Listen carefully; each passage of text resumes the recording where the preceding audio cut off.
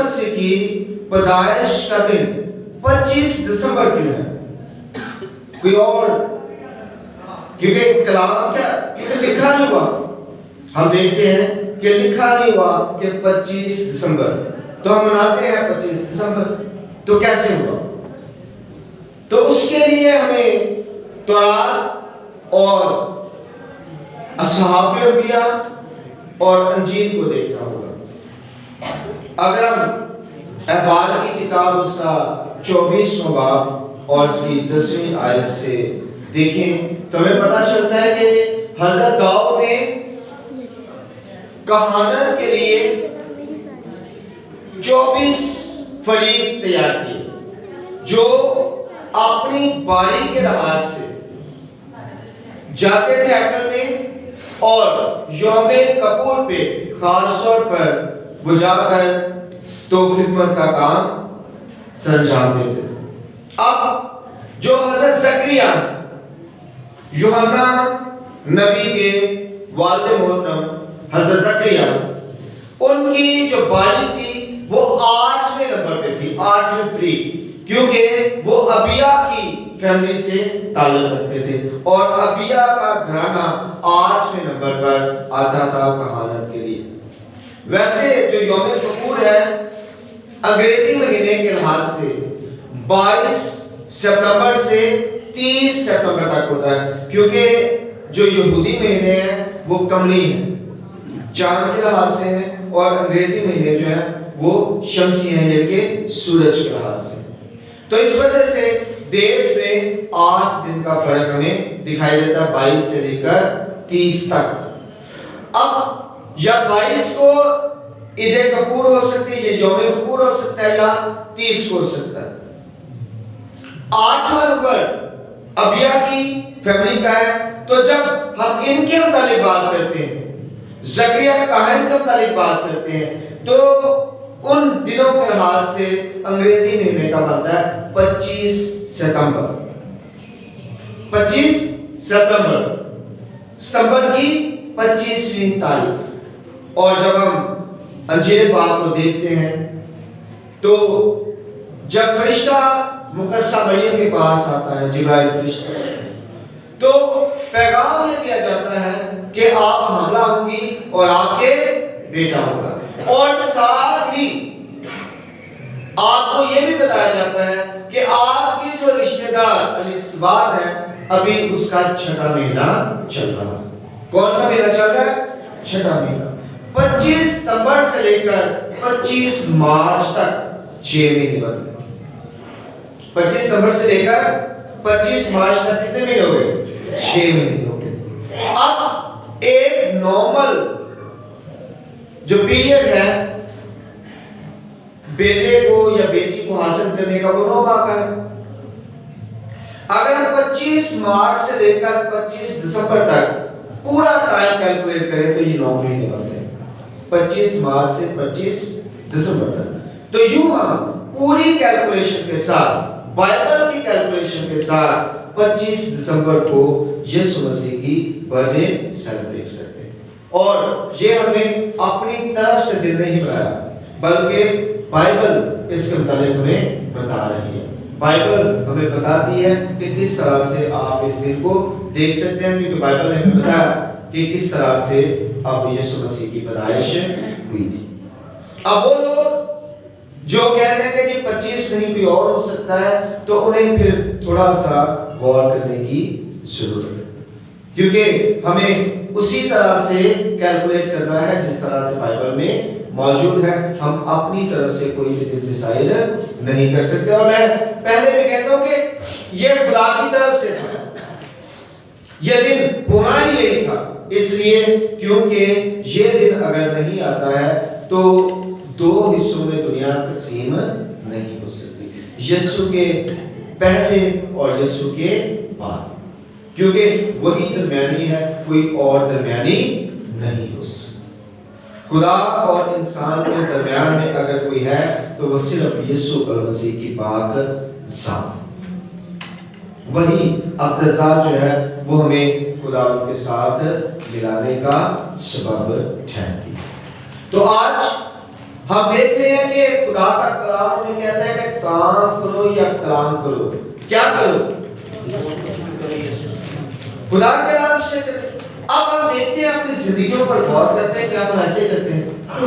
मैं सुबह उठा, उठते ही क्या मैंने कहा कि खुदा तेरा शुक्र, क्योंकि मैं उठा हूं, ये काम है। सोया हूं, सोने के बाद उठना एक काम है। तो आपने ये जो काम शुरू किया है उठने वाला, क्या आपने खुदावंद के नाम से किया? अब आप पेश कर रहे हैं, क्या आपने खुदावंद के नाम से शुरू किया? आप मुंह धो रहे हैं। ये जो भी काम आपने करना है, प्रैक्टिकल भी करना है या बातों के अंदर करना है, जो भी आपने काम करना है वो खुदा के नाम से। आपने अगर आटा गूंदना है तो भी आपने खुदा के नाम से शुरू करना है। अगर आपने हंडिया बनानी है तो भी आपने खुदा के नाम, ये तमाम के तमाम काम आपने खुदावंद के पाक नाम से शुरू करना। और अगर आपका कलाम है तो भी आपने खुदावंद के पाक नाम से ही करना है। जैसे आपको अगर कहीं जाना है तो आपने यही कहना है कि खुदावंद के फजल से मैं फलां जगह पे जा रहा हूं, खुदावंद की मेहरबानी से मैं फलां जगह से वापस आया हूं। आपने चर्च कहां जा रहे हैं जी? आपने ये नहीं कहना चर्च जा रहा हूं, आपने कहना है खुदावंद के फजल से चर्च जा रहा हूं। यानी कि जो भी आपने काम करना है वो खुदावंद के नाम से करना है। किसी जगह पे भी आपने खुदावंद का नाम लिए बगैर काम नहीं करना। इसका फायदा क्या होगा? क्योंकि आपके सारे कामों में खुदावंद खुदा की मर्जी शामिल हो जाएगी और गलत कामों से आप बचना शुरू हो जाएंगे। क्योंकि जाहिर है जब आप कोई गलत काम कर रहे होंगे तो आप कह नहीं सकेंगे खुदावंद के फजल से मैं ये गलत काम करने लगा हूं, आप तो ये कह नहीं सकेंगे। जब आप ये नहीं कह सकेंगे तो यकीनी तौर पर आप गलत कामों से आहिस्ता आहिस्ता किनारा करने लगेंगे।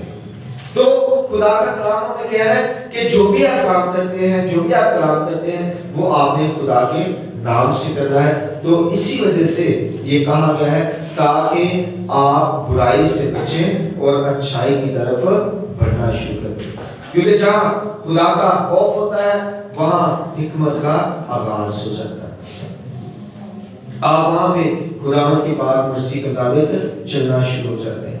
और आज खुदावंद सबसे पहले हमें ये बता, तो जब आप कलाम करेंगे ये जो बात करेंगे और आपके ज़हन में होगा कि खुदा के नाम से करनी है तो आप चुगली नहीं करेंगे।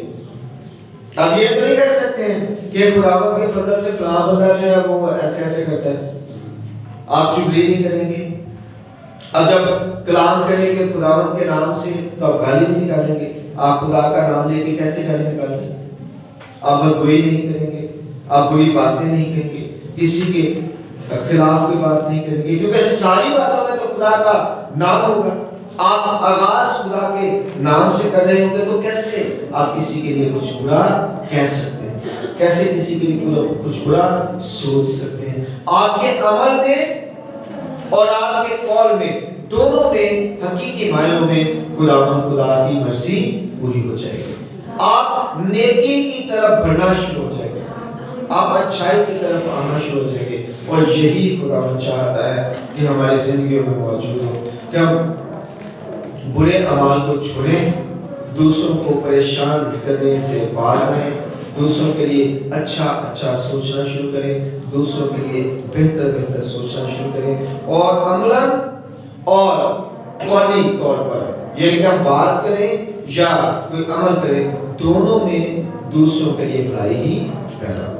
क्योंकि जो खुदा से मोहब्बत करते हैं उनके तमाम के तमाम लोगों के लिए भलाई पैदा करने के लिए होते हैं, उनके सारे काम जो भी खुदा से मोहब्बत करते हैं, क्योंकि सब चीजें मिलकर खुदा से मोहब्बत करने वालों के लिए भलाई पैदा करती हैं। तो जो भी लोग खुदा से प्यार करते हैं, खुदा से मोहब्बत करते हैं, वो खुद भी भलाई में आ जाते हैं, उनका भी भला होता है और वो दूसरों के लिए भी भलाई का सबब बन जाते हैं। तो आज हम खुदा से ये इल्तिजा करते हैं कि खुदा मुझे ये तौफीक अता फरमा। छोटी सी बात है कि मुझे ये तौफीक अता फरमा, मैं काम करूं या कलाम करूं तेरे नाम से।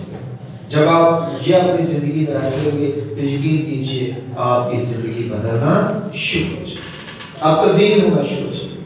हर बात में कोशिश करें, सुबह से लेकर शाम तक कोशिश करें जो भी बात की जाए वो आप खुदा के नाम से ही करें, उसके नाम से करें कुछ भी। तो आप जो बदलाव देखेंगे उस बदलाव से आप देखें आपकी जिंदगी में कैसी कैसी बरकत नाज़िल होती है। खुदा मुझे और आपको ऐसा करने की तौफीक देता है।